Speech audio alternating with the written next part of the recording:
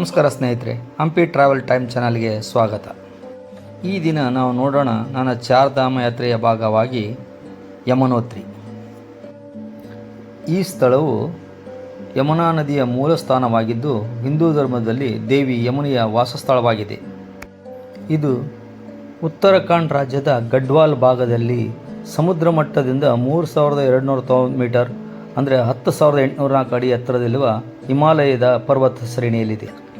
ಯಮುನೋತ್ರಿ ಉತ್ತರಕಾಶಿ ಜಿಲ್ಲೆಯ ಪ್ರಧಾನ ಕೇಂದ್ರ ಉತ್ತರಕಾಶಿಯಿಂದ ಸುಮಾರು 150 ಕಿಲೋಮೀಟರ್ ದೂರದಲ್ಲಿದೆ. ಇದು ಭಾರತದ ಛೋಟಾ ಚಾರ್ಧಾಮ್ ಯಾತ್ರೆಯ 4 ಪವಿತ್ರ ಸ್ಥಳಗಳಲ್ಲಿ ಒಂದಾಗಿದೆ. ಯಮುನೋತ್ರಿ ಧಾಮವು ಏಪ್ರಿಲ್ನಿಂದ ಅಕ್ಟೋಬರ್ವರೆಗೆ 6 ತಿಂಗಳು ಮಾತ್ರ ಭಕ್ತರಿಗೆ ತೆರೆಯಲ್ಪಟ್ಟಿರುತ್ತದೆ. ಈ ಅವಧಿಯಲ್ಲಿ ಲಕ್ಷಾಂತರ ಭಕ್ತರು ದೇಶ ವಿದೇಶಗಳಿಂದ ಬರುತ್ತಾರೆ. ಯಮುನಾ ನದಿಯಲ್ಲಿ ಸ್ನಾನ ಮಾಡುತ್ತಾರೆ. ಯಮುನಾ ತಾಯಿಗೆ ಪೂಜೆ ಸಲ್ಲಿಸುತ್ತಾರೆ. ಯಮುನಾ ತಾಯಿಯನ್ನು ಭಕ್ತಿಯಿಂದ ಪೂಜಿಸಿದರೆ ಎಲ್ಲ ಪಾಪಗಳಿಂದ ಮುಕ್ತಿ ಸಿಗುತ್ತದೆ ಮತ್ತು ಮರಣದ ಭಯವು ದೂರವಾಗುತ್ತದೆ ಎಂದು ಹೇಳುತ್ತಾರೆ. ಬನ್ನಿ ಸ್ನೇಹಿತರೆ, ನಾವೀಗ ತಿಳಿದುಕೊಳ್ಳೋಣ ಯಮುನೋತ್ರಿ ಯಾತ್ರೆಯ ಬಗ್ಗೆ. ಅದಕ್ಕಿಂತ ಮುಂಚೆ ನನ್ನ ಚಾನಲನ್ನು ಲೈಕ್ ಮಾಡಿ, ಶೇರ್ ಮಾಡಿ, ಕಾಮೆಂಟ್ ಮಾಡಿ ಮತ್ತು ಸಬ್ಸ್ಕ್ರೈಬ್ ಮಾಡೋದನ್ನು ಮರಿಬೇಡಿ. ಯಮುನೋತ್ರಿ ಚಾರ್ಧಾಮ್ ಯಾತ್ರೆಯ ಪ್ರಥಮ ಧಾಮ.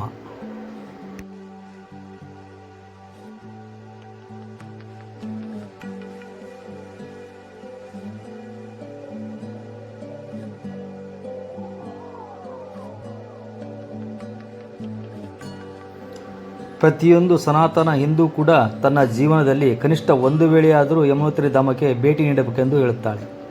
ಯಮುನೋತ್ರಿ ಧಾಮದಲ್ಲಿ ಯಮುನಾ ನದಿಯಲ್ಲಿ ಸ್ನಾನ ಮಾಡಿ ತಾಯಿ ಯಮುನೆಗೆ ಪೂಜೆ ಸಲ್ಲಿಸಿದರೆ ಮನುಷ್ಯನಿಗೆ ಎಲ್ಲ ಪಾಪಗಳಿಂದ ಮುಕ್ತಿ ಲಭಿಸಿ ಮರಣದ ಭಯದಿಂದ ಮುಕ್ತನಾಗುತ್ತಾನೆ.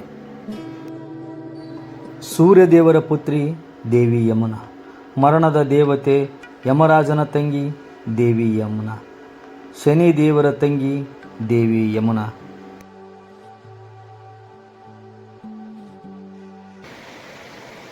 ಯಮುನೋತ್ರಿಯಲ್ಲಿ ಯಾವುದೇ ಉಳಿದುಕೊಳ್ಳುವ ವ್ಯವಸ್ಥೆ ಇಲ್ಲ. ಹಾಗಾಗಿ ನಾವು ಬರ್ಕೋಟ್ನಲ್ಲಿ ಉಳಿದುಕೊಂಡೆವು.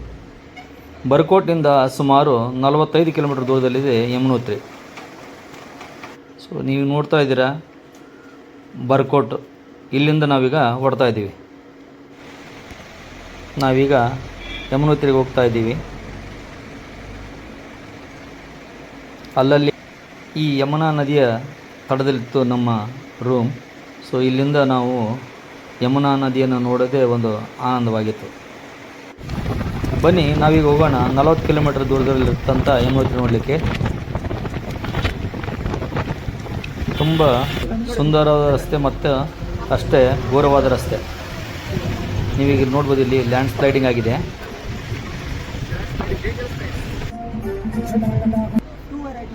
ಕೆಳಗಡೆ ಪ್ರಪಾತ.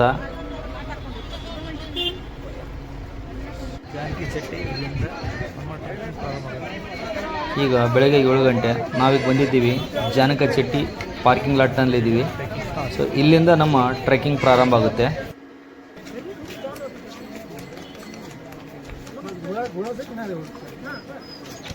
ಜಾನಕಿ ಚೆಟ್ಟಿಯಿಂದ ಯಮುನೋತ್ರಿ ದೇವಸ್ಥಾನಕ್ಕೆ 6 ಕಿಲೋಮೀಟರ್ ದೂರ ಇದೆ ಅಂತ ಹೇಳ್ತಾರೆ. ಆ್ಯಕ್ಚುಲಿ ಇದು 9 ಕಿಲೋಮೀಟರ್ ಇದೆ.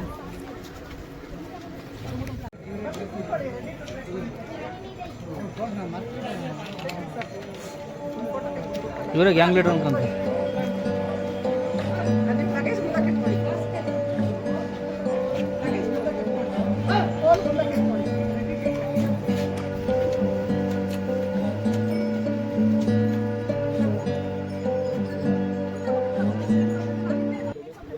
ನಿಮಗೆ ಇಚ್ಛೆ ಇದ್ದರೆ 8,000 ಕೊಟ್ಟು ಡೋಲಿಯಲ್ಲಿ ಹೋಗ್ಬೋದು ಅಥವಾ ಬಿಟ್ಟು ಬುಕ್ ಮಾಡ್ಕೊಂಡು ಹೋಗ್ಬೋದು. ಹಿರಿಯ ನಾಗರಿಕರು, ಮಹಿಳೆಯರು ಮತ್ತು ಮಕ್ಕಳಿಗೆ 2,000ರಿಂದ ಇಲ್ಲಿ ಬಿಟ್ಟು ಲಭ್ಯ ಇದೆ. ಕುದುರೆ ಮೂಲಕ ಓರೋರಿಗೆ 1,500ರಿಂದ 2,000 ತಗೊಳ್ತಾರೆ. ಸ್ಟಾರ್ಟಿಂಗ್ ಪಾಯಿಂಟ್ ತುಂಬ ರಶ್ ಇದೆ. ನೀವು ಟ್ರೆಕ್ ಮಾಡ್ಕೊಂಬಂದರೆ ನಿಸರ್ಗದ ಸೌಂದರ್ಯವನ್ನು ಸವಿಯಬಹುದು. ಡೋಲಿ ಮುಖಾಂತರ ಹೋಗ್ತಾ ಇದ್ದಾರೆ, ಕುದುರೆ ಮುಖಾಂತರ ಹೋಗ್ತಾ ಇದ್ದಾರೆ.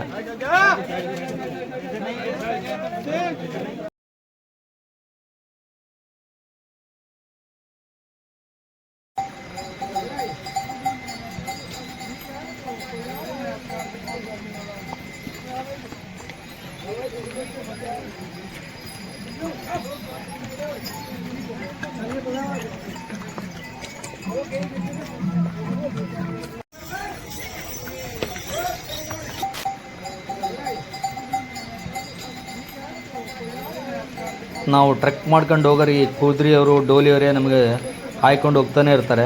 ಸೊ ಇವರೇ ಒಂದು ನಮಗೆ ದೊಡ್ಡ ಡೇಂಜರು. ಇಲ್ಲಿ ಪ್ರಯಾಣಿಸುವಾಗ ನೀವು ನಿಮ್ಮ ಜೊತೆಯಲ್ಲಿ ಕ್ಯಾಶ್ ಇಟ್ಕೊಂಡಿರಿ, ಯಾಕಂದರೆ ಇಲ್ಲಿ ಗೂಗಲ್ ಪೇ ಫೋನ್ಪೇ ಯಾವುದೂ ನಡೆಯೋದಿಲ್ಲ.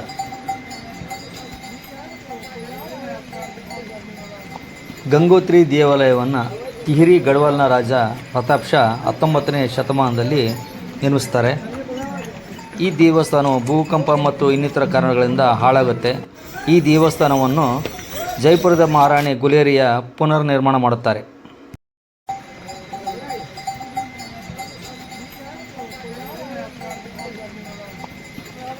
ಕೆಲವೊತ್ತು ಇಲ್ಲಿ ವಿಶ್ರಾಂತಿ ತೆಗೆದುಕೊಂಡು ಮತ್ತೆ ನಮ್ಮ ಟ್ರೆಕ್ಕಿಂಗ್ ಮುಂದುವರಿಸಿದೆ.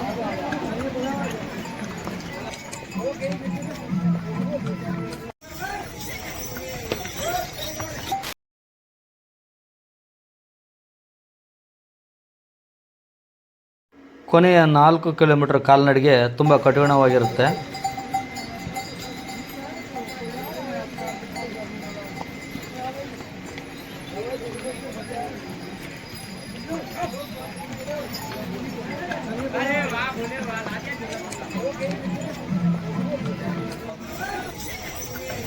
ದಾರಿಯಲ್ಲಿ ಮಳೆ ಬರ್ತಾ ಇತ್ತು. ನಾವು ಕೆಲವೊತ್ತು ಈ ರೇನ್ ಶೆಡ್ನಲ್ಲಿ ಕೂತ್ಕೊಂಡು ಮತ್ತೆ ನಮ್ಮ ಪ್ರಯಾಣವನ್ನು ಮುಂದುವರಿಸಿದೆವು.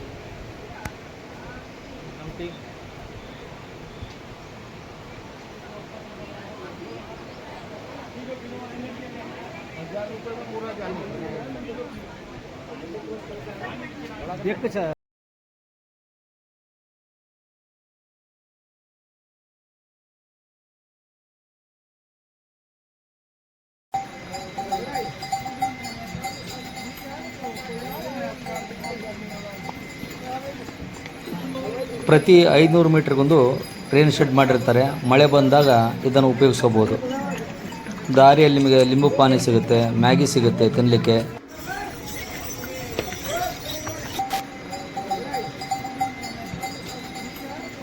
ಇಲ್ಲಿ ಇನ್ನೊಂದು ರೇನ್ ಶೆಡ್ಡು. ಇಲ್ಲಿ ಬಂದಾಗ ನೀವು ಸ್ವಲ್ಪ ಹೊತ್ತು ಕುತ್ಕೊಂಡು ಹೋಗ್ಬೋದು.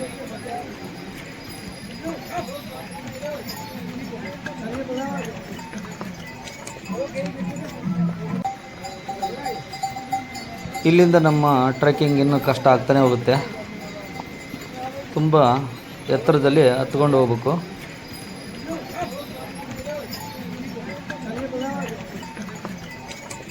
ನೋಡಿ ಈ ವ್ಯಕ್ತಿ ಬಿಟ್ಟುವಿನಲ್ಲಿ ಯಾವ ರೀತಿ ಹೊತ್ಕೊಂಡು ಹೋಗ್ತಾ ಇದ್ದಾರೆ ಅಂತ ಹೇಳ್ಬಿಟ್ಟು. ನಾವು ಖಾಲಿ ಮನುಷ್ಯರಿಗೆ ನಡಲಿಕ್ಕಾಗಲ್ಲ, ಬಟ್ ಇವರು ಜನರನ್ನ ಕರ್ಕೊಂಡು ಹೊತ್ಕೊಂಡು ಹೋಗ್ತಾರೆ ಅಂದರೆ ತುಂಬ ಗ್ರೇಟ್ ಇವರು. ಇಲ್ಲಿಂದ ಇನ್ನೂ 4 ಕಿಲೋಮೀಟರ್ ಇದೆ.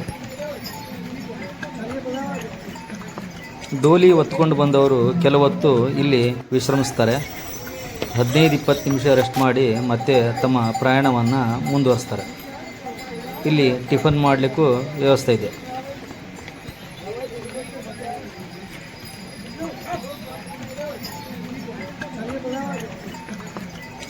ಇಲ್ಲಿ ನಿಮಗೆ ಟೀ 30 ರೂಪಾಯಿ, ಲಿಂಬು ಪಾನಿ 30 ರೂಪಾಯಿ, ಹಾಗೂ ಸೌತೆಕಾಯಿ 30 ರೂಪಾಯಿ, ಅದು ಪರೋಟ ನಿಮಗೆ 60 ರೂಪಾಯಿದಲ್ಲಿ ಸಿಗುತ್ತೆ.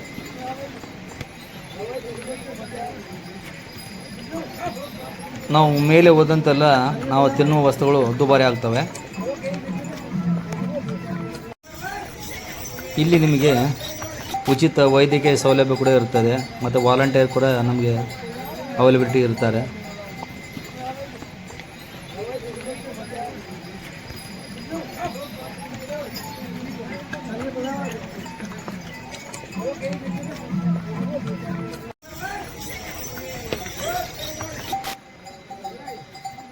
ನಾವು ಖಾಲಿ ಬಾಟಲ್ ತೆಗೆದುಕೊಂಡು ಹೋದರೆ ಸಾಕು, ರಸ್ತೆಯಲ್ಲಿ ನಮಗೆ ನೀರು ಅಲ್ಲಿ ಬರ್ತಾ ಇರ್ತವೆ. ಆ ನೀರನ್ನು ನಾವು ಉಪಯೋಗಿಸ್ಬೋದು.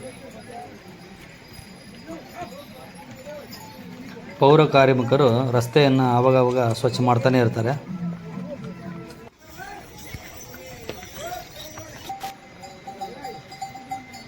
3 ಕಿಲೋಮೀಟರ್ ನಂತರ ಒಂದು ಮೆಟಲ್ ಬ್ರಿಡ್ಜ್ ಇದೆ. ಇದನ್ನು ದಾಟಿದ ನಂತರ ನಾವು ಕೊನೆ ಹಂತಕ್ಕೆ ಬರುತ್ತೇವೆ.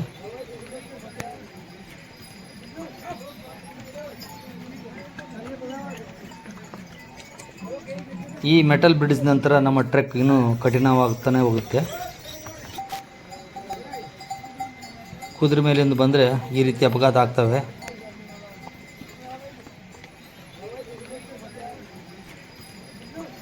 ಇದು ಇನ್ನೊಂದು ಶಾರ್ಟ್ಕಟ್ ರಸ್ತೆ. ಈ ರಸ್ತೆ ಮುಖಾಂತರ ನಾವು ಹೋಗೋದಿಲ್ಲ, ನಾವು ಮುಖ್ಯ ರಸ್ತೆಯಿಂದನೇ ಹೋಗ್ತೀವಿ.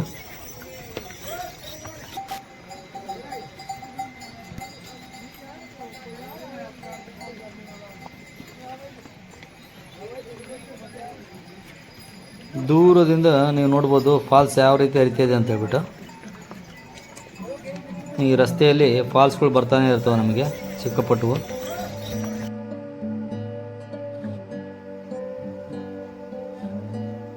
ನಾವು ದೇವಸ್ಥಾನದ ಹತ್ರ ಬಂದ ಮೇಲೆ ನಮ್ಮ ರಿಜಿಸ್ಟ್ರೇಷನ್ ಪಾಸ್ ತೋರಿಸಿ ದರ್ಶನ್ ಪಾಸ್ ಪಡೆದುಕೊಳ್ಬೇಕು.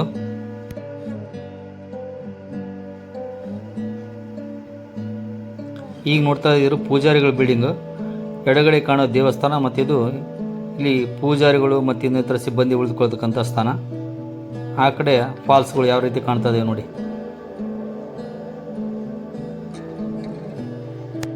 ಕೆಳಗಡೆ ಕಾಣ್ತಿದೆಯಲ್ಲ ಅದುವೇ ಯಮುನಾ ನದಿ. ಯಾತ್ರಿಗಳು ಹೋಗಿ ಸ್ನಾನ ಮಾಡಬಹುದು.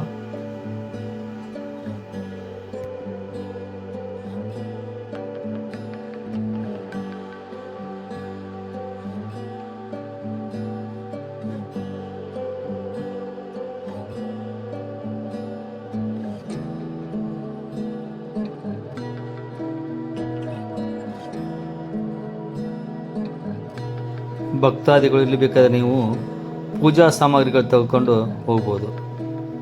ಹೂವು, ಹಣ್ಣು, ಇನ್ನಿತರ ವಸ್ತುಗಳನ್ನ ನೀವಿಲ್ಲಿ ಖರೀದಿ ಮಾಡ್ಬೋದು.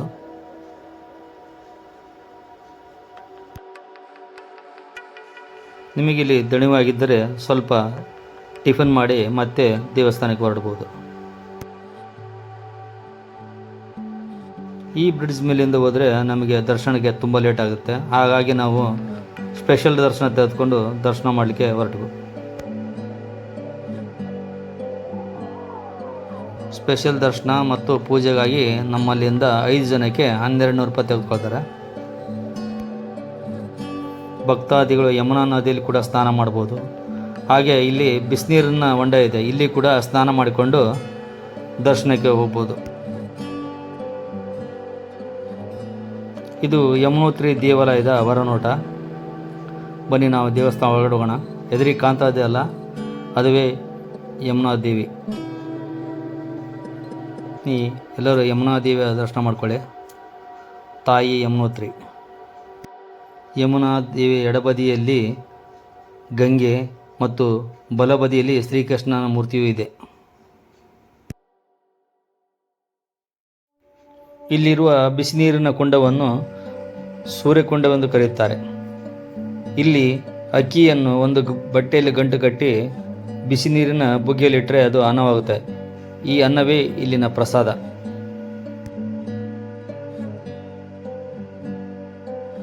ಭಕ್ತಾದಿಗಳು ನೀವು ಕೂಡ 300 ರೂಪಾಯಿ ಕೊಟ್ಟು ಈ ರೀತಿ ವಿಶೇಷ ಪೂಜೆಯನ್ನು ಇಲ್ಲಿ ಸಲ್ಲಿಸಬಹುದು.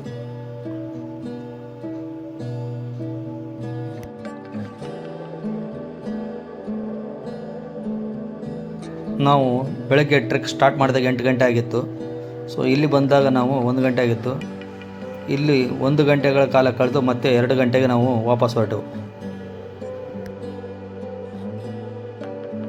ಪ್ರತಿದಿನ 3 ಗಂಟೆ ಮೇಲೆ ಇಲ್ಲಿ ವಾತಾವರಣ ಕೆಟ್ಟದಾಗುತ್ತೆ. ಮಳೆಯ ಒಂದು ಸಾಧ್ಯತೆ ಜಾಸ್ತಿ ಇರೋದ್ರಿಂದ ಮಿಲಿಟ್ರಿ ಸಿಬ್ಬಂದಿ ನಮ್ಮನ್ನು ಹೊರಡಲಿಕ್ಕೆ ಹೇಳ್ತಾಯಿದ್ರು. ದಾರಿಯಲ್ಲಿ ಬರುವಾಗ ಮತ್ತೆ ನಾವು ಸ್ವಲ್ಪ ಟಿಫನ್ ಮಾಡಿ ಮತ್ತೆ ನಾವು ಕೆಳಗಡೆ ಹೊರಟೆವು. ಸ್ನೇಹಿತರೆ, ಇದಾಗಿತ್ತು ಇಂದಿನ ವಿಡಿಯೋ ಯಮುನೋತ್ರಿ. ನನ್ನ ವಿಡಿಯೋ ನಿಮಗೆ ಇಷ್ಟವಾಗಿದೆ ಎಂದು ಭಾವಿಸುತ್ತೇನೆ. ನನ್ನ ವಿಡಿಯೋ ಇಷ್ಟವಾಗಿದ್ದರೆ ನೀವು ಲೈಕ್ ಮಾಡಿ, ಶೇರ್ ಮಾಡಿ ಮತ್ತು ಸಬ್ಸ್ಕ್ರೈಬ್ ಮಾಡ್ಕೊಳ್ಳಿ. ಮತ್ತು ನಿಮ್ಮ ಸ್ನೇಹಿತರಿಗೆಲ್ಲ ಈ ವಿಡಿಯೋವನ್ನು ದಯವಿಟ್ಟು ಶೇರ್ ಮಾಡಿ.